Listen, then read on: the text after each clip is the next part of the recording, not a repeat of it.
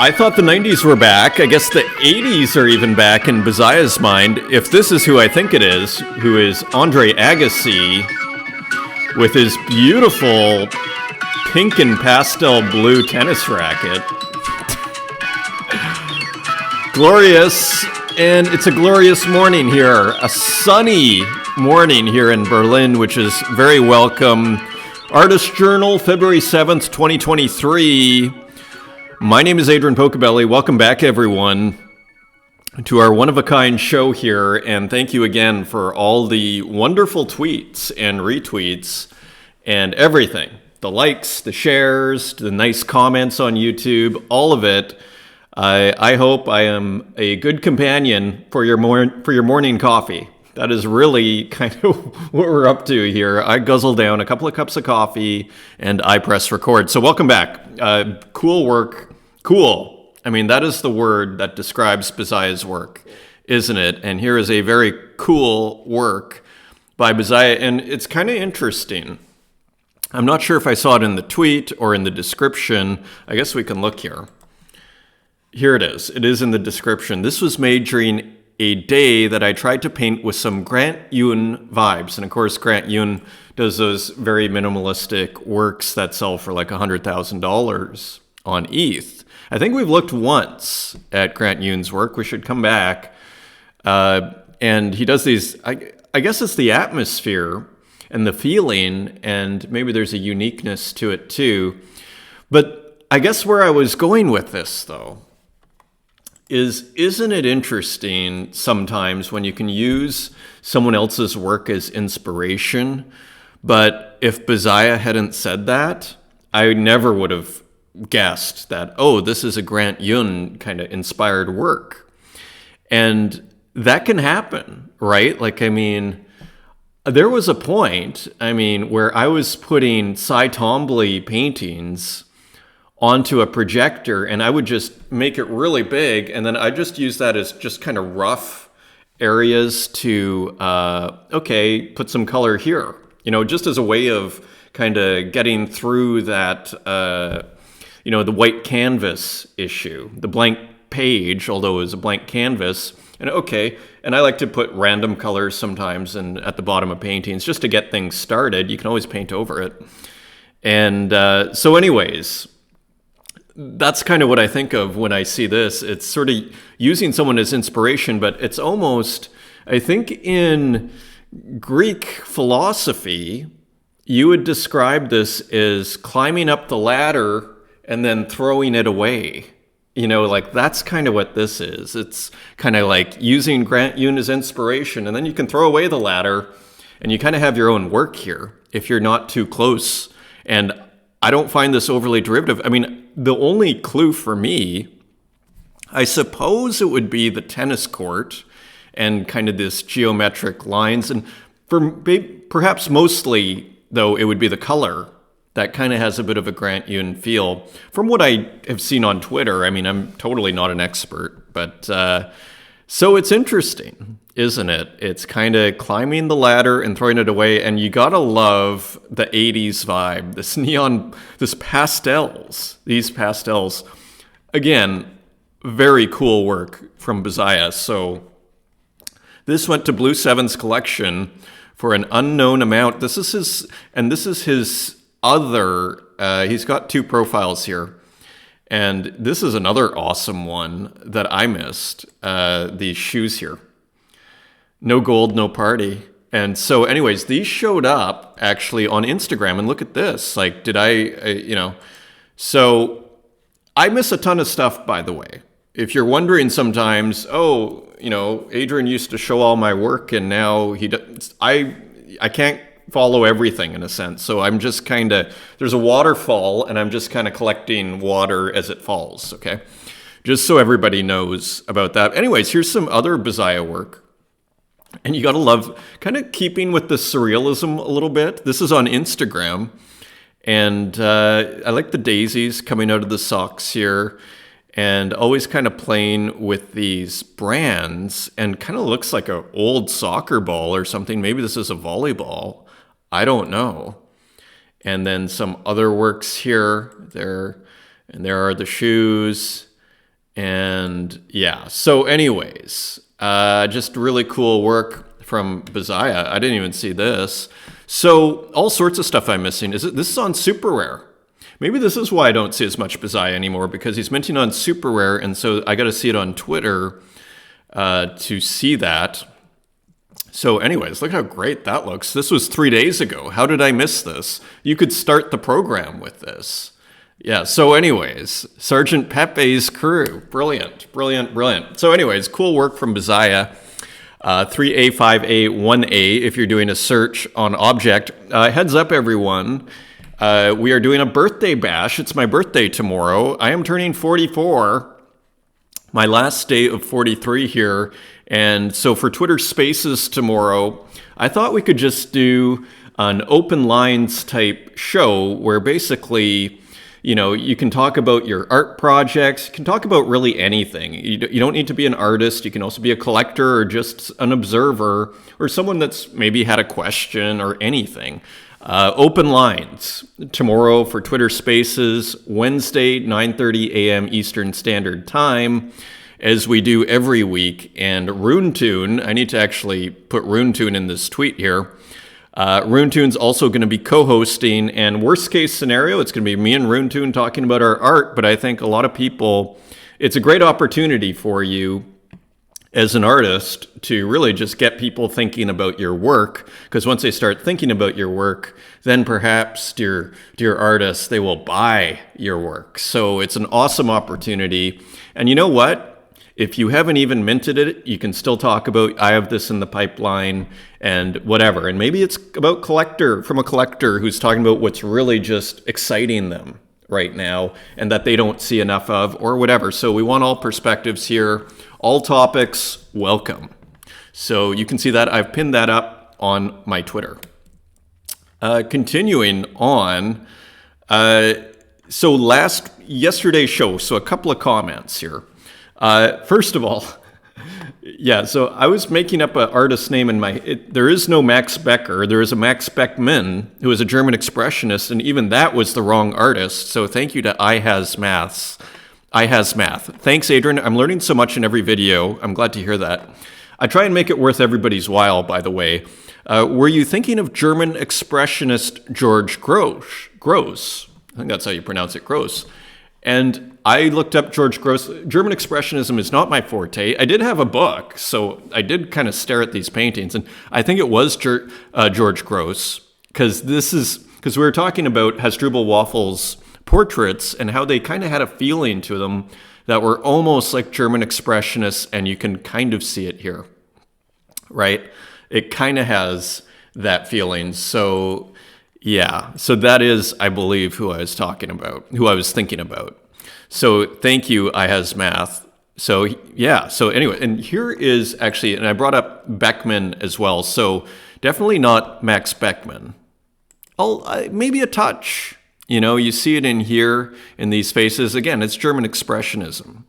So, which some people might think is an oxymoron, actually, but I love my German friends and everything, and we're all good here, and I love this country where I am based out of here. So anyways, we're all having fun over here, and this is also what I wanted to get at here.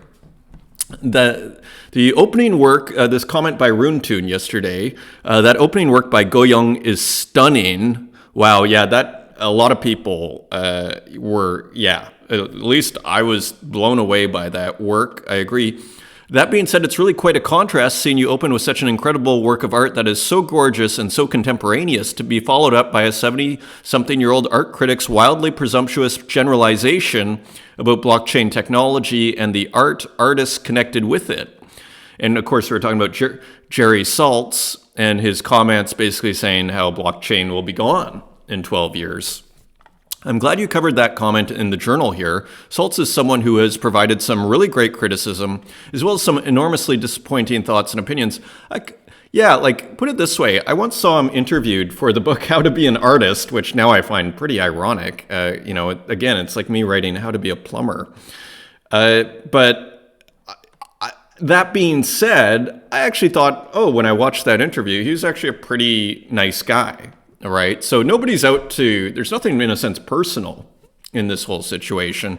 And so I'm kind of glad that Runetoon is pointing out that, it's not all bad over here. He blocked me, but then he blocked me on Instagram once because of a comment I made as pushback to one of his disappointing opinions. How weak is that? At the time, he had hundreds of thousands of followers, and I had a mere few hundred. Yeah, so this got me thinking, because I was actually looking yesterday. Okay, so Jerry Saltz, and again, I'm not here to attack anyone or anything. That is, not the purpose of this program. I am interested in reality, though. And I am interested in the art world and the art business and the business that we're all in here. That is kind of crucial to our situation here. But I was looking at this yesterday, actually. I didn't mention it. But since you're mentioning the hundreds of thousands of followers, yeah, so he's got 551,000. And you look at the the engagement is lower than most of the people that I know on Twitter. Us unfamous people on Twitter here. 4 retweets, 3,168 views. I guess he got 51. Artists are people who make things that talk in other people's sleep. So again, I think he's having fun here. But I guess this is what I want to point out. It's pretty low engagement for 500,000 followers, isn't it?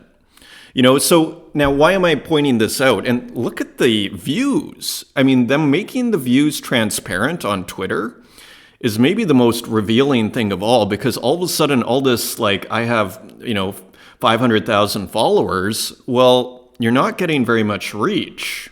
And how many of those 500,000 followers are excited about what you're saying here? And okay, I guess you could say, well, that's because nobody's seen it. But then I brought up the Tez vending machine here. The Tez vending machine got 4,333. And I'm not just cherry picking here. Look at Claire Silver, 90,000. And then Jerry Saltz can't even get, okay, here I am this is a retweet that's 357.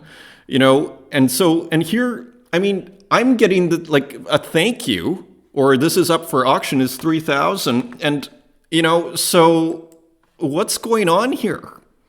Right? And so this is my point. It's not to attack. It's not to, it is to compare, but not. The reason why I'm showing this, it's because it's a bit of a hall of mirrors over here. This is my point. Okay, what I'm saying is, if we're interested in what's actually the reality here, something's, maybe these people aren't as popular as we're being led to believe. That is my point here. Okay, because I don't see, we're basically being told that this is the high priest of art criticism, and I don't see anybody caring what this person has to say. Okay, to be kind of blunt about it. And again, I'm not trying to be overly personal here. That's not the point. The point is, don't believe everything. Here you got 15,000. Okay, so they're coming, higher ones are getting, but again, so I brought up some other ones here. So David Zwirner, right? 83,000. Just so, and again, no one's here it's all in good spirit. It's all in the interest of what's going on. Okay. And I just find this interesting.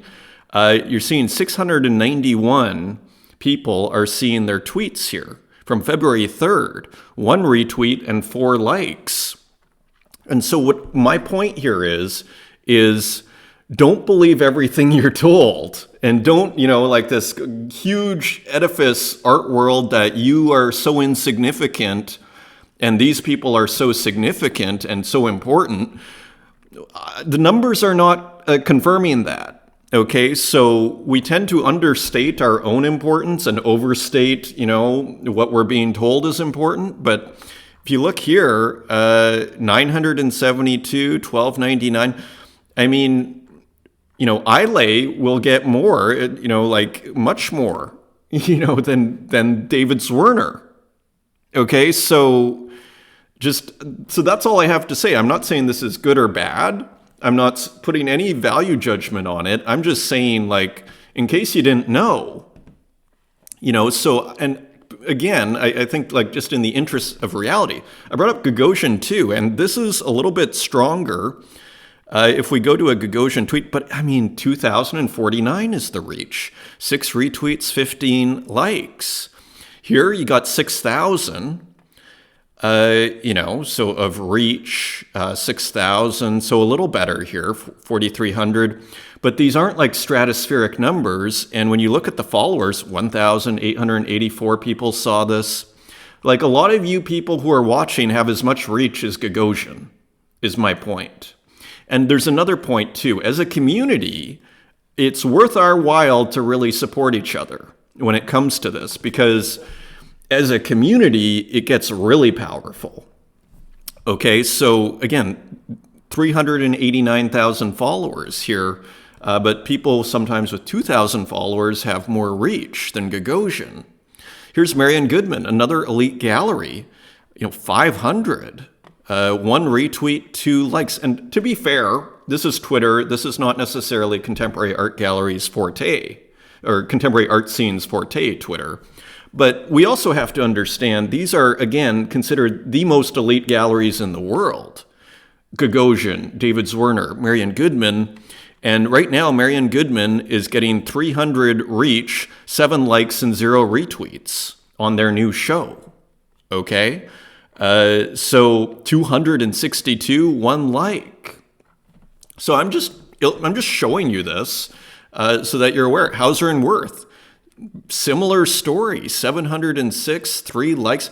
Because again, Twitter is the PR. This is where the world, it's the new public relations. I mean, not so new, where, like, if you're a company or almost anything, you want to put out a public statement, you put it out on Twitter, unless you're a celebrity where maybe you use Instagram or maybe even TikTok, I don't know.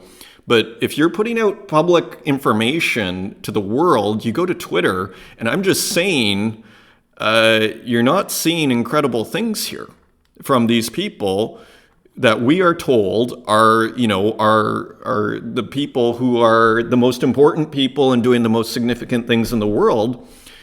It's kind of back to this idea of popular taste and how the contemporary art world has left the people behind. I don't see a lot of enthusiasm here, and I don't want to spend too much on this, but I think it's important and interesting as people from that world are criticizing what we're doing.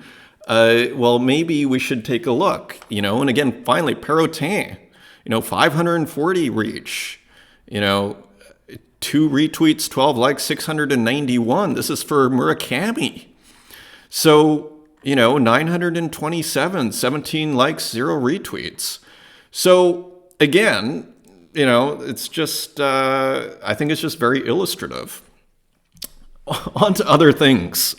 So Eile has minted her work, and it's an interesting work here. So Mon AI Lisa. So this is by the Eile, not the fake account. And this was sent to Claire Silver here. And so this is the for the AI art contest. So it's an interesting piece. I was surprised to see this. I thought it would be this work in here, but that is only part of the piece. It is in fact a screenshot. And there is a quote, AI art is theft, AI art has no soul, artist's fingerprint, AI art requires no skill, AI art replaces artists, AI art all looks the same, by Banksy. So, and then we have DALL-E, human AI. So interesting kind of concept piece with some beautiful AI in it. And so, yeah. So the theme is rebuttal. Make a piece that responds to an argument against AI art. So, and then this great writing here. So very interesting. Very interesting. Kind of mysterious over here. So anyway, the work is minted. So progress, the world is being restored in a good way here, slowly but surely. And again, if anybody has any ideas as to maybe fundraise or something for Eile, write her a message or bring it up in the spaces tomorrow. I just thought this was interesting. I don't know who Andy is, but he seems to be a prominent person. Today, I'm very excited to announce our new platform, mfxyz, a curated marketplace for fine art editions. We will be slowly rolling out new information over the coming weeks, but here's a quick thread on what we are doing and why editions are the next step for us. So anyways, I haven't gone to this, so be careful. Again, as we just saw with iLate, there are a ton of scammers out there, and this is probably fine. But wherever you're connecting your wallet, be very, very careful. But anyways, just to show you, that kind of looked interesting to me, what they are up to. Jeremy Austin, with the Twitter handle Austin, I think he's comments on the show, actually, and he tweeted this out, using a fire extinguisher filled with paint as a mark-making tool in a controlled environment with the time and space to create an outcome that is somewhat known but mostly unknown and experimental. Timed Austin Studio Edition dropping on Manifold in the next few days. So here's this great-looking fire extinguisher, and here is the fire extinguisher. So it's a great mark-making tool. I mean, it really has Cy Twombly vibes, doesn't it? Like in a good way, and its own thing here. But I guess, it's kind of a clue almost as to how Cy Twombly was working, which is probably with a lot of water or liquid, whatever your medium is. And so anyways, heads up that Austin is putting out a edition, and yeah, again, the fire extinguisher, and that actually reminded me of zombie formalism, because which is kind of like, one of the, not to be overly judgmental here, but one of my least favorite names, let's call it, of any art movement. It seemed completely fabricated by the art media and by the establishment. I think it was around 2006 or 7, I'm guessing. And there was an artist who used a fire extinguisher as well. So here is the work. I put zombie formalism fire extinguisher. And so there is the work, and there's the toxic legacy of zombie formalism, part 1. So I guess it's not aging well. How an unhinged economy spawned a new world of debt aesthetics. So anyway, here it is. This sold at Sotheby's for $66 to $99, or sorry, for $372,000. It's by Lucian Smith. That was his name. So there you go, and I believe this is the work that was made with a fire extinguisher. Continuing on, KappaSage, so over to digital painting. So he's got a new one, and this again escaped me on the notifications. And interesting kind of situation here, isn't it? Seems to be a classical reference in the top right, and maybe the top left, almost looking like Michelangelo, actually, a little bit. On the Sistine Chapel ceiling a little bit. And then here is, I guess, KappaSage in the painting, but then also outside the painting, giving the finger, and then this interesting X-ray showing the bones, very interesting, and some plaster models here, and some other real-life models, perhaps, lying down, kind of passed out. So a mysterious work. Let's see if we have a title. The Painting of Your Eyes. So pretty interesting, mysterious work here from KappaSage. So nice one. Edition of 8, and there are 3 left at 10 Tezos. Now, MOTEMT minted this and burnt it because there were no takers, and I assume that's why he burnt it. But I kind of like MOTEMT's kind of what is the word? Just kind of like, I guess, brutal honesty.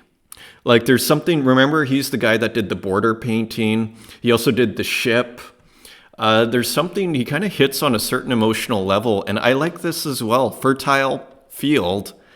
And it's just the artist, it looks like, looking at his paintings as a fertile field to plow.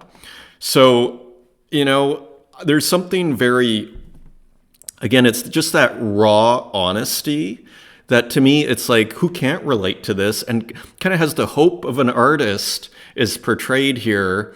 And there's just something about his work. So anyways, I thought that was a cool work. I hope he doesn't mind me showing the burnt work there. So anyways, continuing on, Dan Control Rat Race. So continuing with the gradients and the repetitions. And so here they all are in their glorious beauty here. Success calls, run, run, run. And indeed we all are. Edition of 1,000, buy for one. And there are 932 left. This is one I just saw on Twitter. Remember Neurocolor, that wild artist? Unfortunately, I can't make this big. But anyway, I thought just another kind of wild work. Remember, I think this went for, or one of these went for like 100,000. That really amazing one we looked at the other day, to 6529, I believe. So anyways, this could be an old work. I'm not sure, but I'd never seen it before. Nice work from Plants, who is also known as Kappen, as far as I can tell. Aechishade. I thought this was particularly striking plant work by Plants, and I quite like the frame, and I quite like just everything about it, the composition, even these beautiful little lines. This one really kind of hit, as we like to say. Buy for 3, edition of 15, nice low edition. Everything, low royalty, you gotta love that too, as a collector. 15%, I've started to default to 15%. I noticed Uxine did it, and I noticed, to me, there were a couple of other artists that I thought, kind of had a lot figured out that did 15%, and I sort of would toy with different royalty numbers, and I like 15%. Like, it's enough, it's a healthy amount, from you get something from a secondary sale. But the collector isn't it's not like 25% maybe feels, it depends on the situation. If you sell a work for one Tezos, if you want to put a 25% royalty on it, fine. And I don't judge it either way, but I'm just speaking from a personal point of view. I like 15%. I feel like it's enough, but put it this way. Even just from a purely practical, pragmatic view, it's not going to deter collectors from buying your art. They're not going to see, oh, the royalty is too high, I'm not going to, maybe I won't make money. You're not going to deter the speculators at 15%. Let's put it that way. And I'm happy with whoever buys my art, speculator, art lover, whatever. Maybe I'll live to regret those words, but right now I'm just thrilled to sell art and people like it and everybody's happy, right? So look who's back. Gogolitus. How are we doing? Okay, I am waxing too philosophically here today. So Gogolitus, we were, sending out the red flag about a week ago that he was tweeting. He's got a new one, and what is this called? Reality simulator device, and using what I call these pixel art factories here. And so going with his trademark purple, but what was interesting, and here you see the brain and everything in the Tezos chip. So returning to form, we might say, and you see all these different elements here. They are here. He sold them as separate, and I don't know actually why he didn't use these colors in the new one. This looks great, but that's what I kept asking myself. What would this look like with these fantastic colors here as well? Maybe you can put out a different mix, who knows? SimMod number 1. So this here, you'll see it looks like a mixer or something. That you'll see is in the bottom left corner here. Okay, and that is true for all of these different devices, gadgets here, and cool flashing. So again, Gogolitus is a classic pixel artist, so it's wonderful to see him back. Look at this, adding code, so much imagination and energy in the work. And even kind of glitches out here and everything. So you can tell he has a lot of fun. And he's a really nice dude too. Reality, this is a good one. These works really, I bought these works, these separate different works myself, because I feel like they totally work on their own. Like this one's awesome, Reality, and just going through a tunnel in 3-dimensional space, retro realm. Continuing on, Wonderstorm, and this is virtual reality. So again, I love these works. They're sold for really cheap. I think they're still available for a Tezos 50 edition of 50. So you're not breaking the bank on that. So anyways, welcome back, Gogolitus. Kappen's gift shop. So Kappen, the guy who did the plant earlier, I believe, has a burrito. It's part of his gift shop, and he's using deluxe paint here. By the way, you almost see like the wave going through, the wave of color going through. And remember, was it Miyuji from yesterday, who did the deluxe paint work that was based off of Sabato's work? His name is sort of escaping me right now, but he also used Amiga Deluxe Paint too. And so anyways, Kappan is using that as well. So just as part of our conversation there. And again, I'm a big fan when the background half moves here, but then here it's static. We kind of see a variation of that with, is it Goyonga, who we looked at yesterday, who we opened the show with. So again, playing with this contrast of movement and non-movement is quite powerful. So that was a burrito. Here is a sub. And so again, taking almost the Wayne Thiebaud pop culture, food, and using that as subject matter. And you see these pretty small files, which is really cool. Look at how beautiful this one is, Sunday. And again, all editions of one. This one turned out really nice.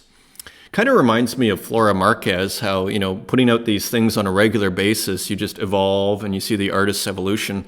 This one in particular, I think, is quite striking, this Sunday here. Someone got a deal. This probably sold for 10 Tezos. Yeah, nice pickup. And here's Meatball Spaghetti, and another one where the spaghetti turns green and blue. So interesting. And so anyways, some nice work from Kappan's gift shop. This I just saw online and kind of fit with our pixel segment here, our pixel art segment. This is posted by Aramis Smoky, On-Chain Brilliance from 0x Art, and I am following them, soon to be tucked away in the vault. So I don't know if this is a close-up or what. It seems to be like a recycling sign, and maybe reduce is being said here, but I agree, it's beautiful. So maybe we do a very quick look here.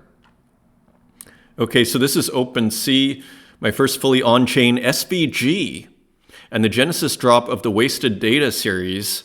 So anyway, that's pretty cool. So more open editions. The debate continues and rages on about the open editions. So here's Sabato with a work that seems to be inspired by the metamorphosis here, the bug in bed, with a poster on the wall, which is interesting, kind of differently rendered, which I thought was interesting, and this beautiful wallpaper here. And it looks like the bug is waking and baking, as they say. Get up, Gregor. It's Monday morning again. Time to wake and bake. Full text of Kafka's Metamorphosis in English. Can't vouch for the translation. It matters, I think, because I've read the Metamorphosis once, and it was actually, it was very difficult to get through. So maybe that oftentimes if something's difficult to get through, which is supposed to be famous and great, sometimes it's a translation. Anyway, witty work here from Sabato. And yeah, just a huge fan. So anyways, and I wonder what that is there. I almost wonder if that's like something for measuring your weight. I'm not sure. Anyways, all very cool from Sabato. KurtHustle Collective, Percy. So kind of a slightly different style here, or maybe a new series. What is the internet? Let's find out with Percy, a World Wide Web adventure brought to you by JNK and Terry V. Buy for a Tezos 50. So let's see what they have up their sleeve this time. Of course, they did the Puppet Pioneers and all those incredible commercials. When I showed, and I don't really have many great pictures of the show the other night.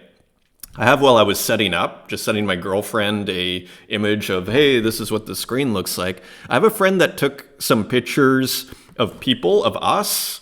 So maybe Bob has some pictures. So I need to ask Bob. But anyways, the moral of the story is I showed a few commercials by the KurtHustle Collective, and those were a hit. Like, people just couldn't get enough of the cell phone guy dancing. Those early commercials are stunning. Like, people love those. I think they're a lot more expensive now, by the way. Aetso with some futuristic 70s furniture here. Future end table. Buy for 11. So continuing the richness here and the glorious color here. And the glorious series, here's a bit of a green tint. Future Shelf 2, this 5-level shelf has plenty of storage space and a staggered wooden edge for a modern rustic look. So it's almost like a catalog. And here it is. And so there's something to be said for just kind of getting a process nailed and then being able to just churn it out like a factory. Because what it does is it shows that the process itself is almost the art, to a certain degree. And that's like the genius of it is, look, I put this process machine together and now I can just like Warhol or Sigmar Polka, I can just make endless amounts. So really cool work from 8, so nice work. And LB, wavelength. So here's an abstract work, also kind of glitch artist, uses a lot of video as well. So this one's more symmetrical and just kind of abstract colors here. Buy for 5, edition of 10, 800 by 600, and recorded with capture card using Edirol and Panasonic gear. Morlakos, another guy, I guess he's been on the scene. And so here, and he's been releasing some interesting kind of profile pictures. So Serial Pixels, I've been doing really well with the time the last couple episodes, so I'm going to run through the rest here. Anyways, Morlakos, looking good, edition of 30. I think this sold out, trademark Ladders in the Sky here. Okay, so, and here are these interesting one-of-one PFPs, profile pictures. So interesting, not sure what's going on there. Louis Osborne releasing different colors. So we were discussing this, right? And how great I think this is. And so now he's got 4, collectors are loving it. Okay, so everybody's happy. And here is another one, the yellow version, Follow the Leader, V3. So very cool. Antonio loves Angels, Saints, Prophets. Adding a little bit of blue into the mix here. And again, playing with this kind of religious imagery in his trademark style, all very beautiful. And yeah, some kind of mythological creature here, and strange sand and growing into a plant. So anyways, more kind of mystical work, Book of Lamentations, buy for 1777, edition of 7. We were looking at Lewis Harriet, and I'm not sure if we looked at these works here. I think we were looking at Lewis Harriet. This is posted on Twitter. And just kind of surreal illustration. It kind of goes really well with Antonio Loves in that respect. It's almost a category unto itself, surreal illustration. Like, look at this. So very interesting. I think we were looking at Louis' work yesterday. Flora Marquez with a couple of more here. I think I picked this up actually for it's like 15 or maybe 20 on secondary, and it's just interesting, multi-arms, multi-eyes. You can do it, eat that ice cream, enjoy. And so anyways, just continuing to be interesting here. And here was another one. February 7th, when I was born, I saw a strong light. Babies don't like that. So interesting and mysterious. Maybe that fits into the surrealist illustration show as well. Kant, who appeared last week on the Spaces, has announced a grid series, 3 works from the series soon to be dropped on Maker's Place. Stay tuned. And what I liked about this, I used to be a Goa DJ, a little known fact, like 20 years ago. And Kanso to New Delhi. So it's like, it sounds like it's asterisks. Yeah, it's Goa trance. One day I'll unearth those mixes. I have a few. Maybe I shouldn't. Maybe they should stay in. Anyways, I don't want to distract from the series here. But anyways, heads up.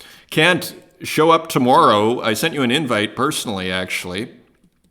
And talk about your series and what you're up to at the Twitter Spaces. That is what it's for. And everybody else, you want to talk about anything, that is your chance. And don't wait, because the hour passes fast, and I'm pretty kind of strict about ending it after, 60, 65 minutes.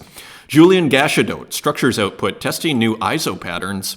So this kind of looks like generative art, a little bit, if not a lot, right? So anyways, I just thought this was a really kind of interesting work. So kind of different. We've seen similar things, but nothing quite like that.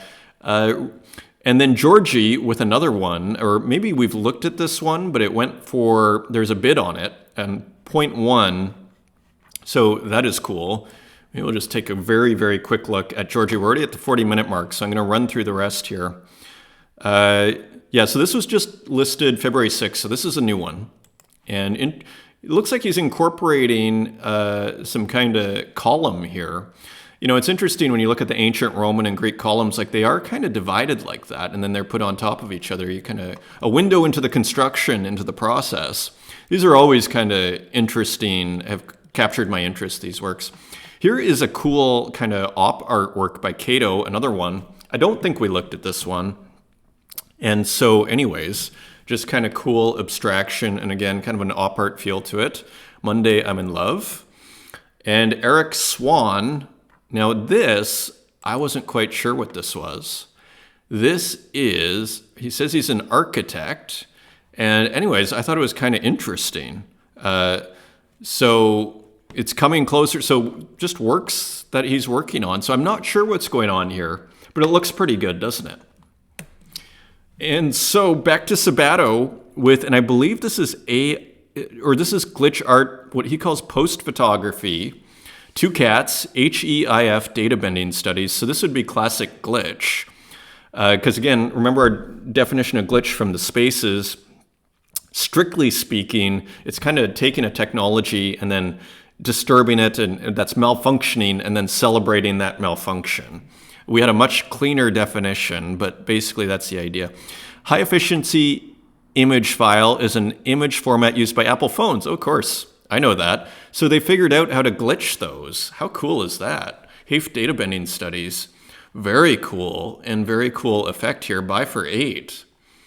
Really, you know, smart art as usual from Sabato. Buy editions of 6, buy for 8. So nice low editions, 2 left. Might have to pick that up. Sky Goodman, birthday self-portrait. So it is also Sky Goodman's birthday. So happy birthday, Sky Goodman. And here is his portrait. And so anyways, that is awesome. Photogrammetry, self-portrait, and birthday self-portrait. So there you go. Buy for 5, still available, I think. Sometimes I load up these pages the night before. And this was also, we've been looking at Ilya Muft's AI work here of stitches. This is all done with AI, okay? So yeah, anyway, so just another AI stitches, you know, showing a pattern which looks like textile. And this is available on Foundation, part of that contest that Ile was in as well. So very cool. Elena Lazutina. So this is kind of AI generative. Cheers, I'm excited to show you my first own collection, Color of Happiness on Object. It's made with a lot of love, is filled with color and happiness. The collection has editions and 1 of 1. So here it is, and got some fun music, Color of Happiness, and let's actually look at the work. So here is one, 50 Celebration Street, AI post-processing, frame-by-frame animation, GIF. So interesting, you can kind of get the AI feel for it here. And I'll show you the entire series. So buy for 110, edition of 12. So there are offers for 50, so it is popular. And here is the series, and give Elena a follow here. Here is the series, and yeah, so you can check that out. And cool, yeah, I feel like I've seen, yeah, Varya. I was like, I've seen this kind of indoor, outdoor. So here's a collaboration, MAIF, the collective of AI people. So anyways, all very cool and all very fun. It's pretty attractive, and so kind of architecture and just kind of cool, almost like nostalgia, retro colors a little bit. Anyway, you can check that out on Object. And finally, a little more AI, Kika Nicolela, AI fashion. I guess it's like AI Fashion Week. Have you seen the hashtags for that and everything? So anyways, just kind of keeping tabs here on the AI fashion. I thought this one was particularly interesting and original, almost like candy here. Candyland, number 3. It's sweet, it's fun, it's colorful. Welcome to Candyland. So that is Kika Nicolela. And that is 100, and it's a 1 of 1 on Tezos. And here's the rest of the series, actually. I think we showed this one here, Plastic Playground. So again, the AI's ability to render like clear, transparent plastics like that is pretty amazing. And this was interesting. So remember MCHX, and these were dynamic. These, though, are JPEGs. So MCHX, I think wisely, is turning them into still JPEGs, and I think they look stunning. You know, this doesn't need to be an MP4. This works quite beautifully on its own. And it's kind of uses AI and kind of digital color field, you know, and of course we think of Mark Rothko with color field. And look at this one. So this is a 1 of 1 available for 40. Quite successful, I would say. Quite beautiful and successful. So this is just a small sample here. But I mean, it's just endless the amount of works they could make out of those videos. So how cool is that? Back to like a really cool process. And Islay has some new prisms here. So some new AI art from Islay. So interesting kind of colors coming from the sky and prisms. Landscape, I guess, is down here, but it's up here as well. But you can't tell. The reflection is ambiguous. And then there's landscape over here. So anyway, it's just really good looking work. Available for a song, Prism Sky, AI Prism Sky by Islay, edition of 20. And here's another one with, you can see the prism coming from the sky and the prism colors and the beautiful painterly landscape here. So anyways, beautiful work from Islay as usual. Again, available on Tezos. Kind of keeping with the theme, a beautiful work from Mr. Shapeless. Look at this. The Wanderer figure here, who's quite large compared to actually what looks like forest. So the giant here and this great landscape here with what looks like 2 suns, maybe a moon and a sun, reminiscent of Star Wars. And then finally Cavallele with a physical work. And I thought quite a nice drawing. Kind of has a Degas feel to it, doesn't it? So it is very likely that his name is John or Jack, edition of 5. I think this is sold out. Yeah, mech.txt is a huge fan, I think, of Cavallele, as many people are. It looks great. Huge. So anyways, thanks again, everyone, for joining me, and I wish you the best, and hopefully I see you on Twitter Spaces tomorrow. Until next time, take care.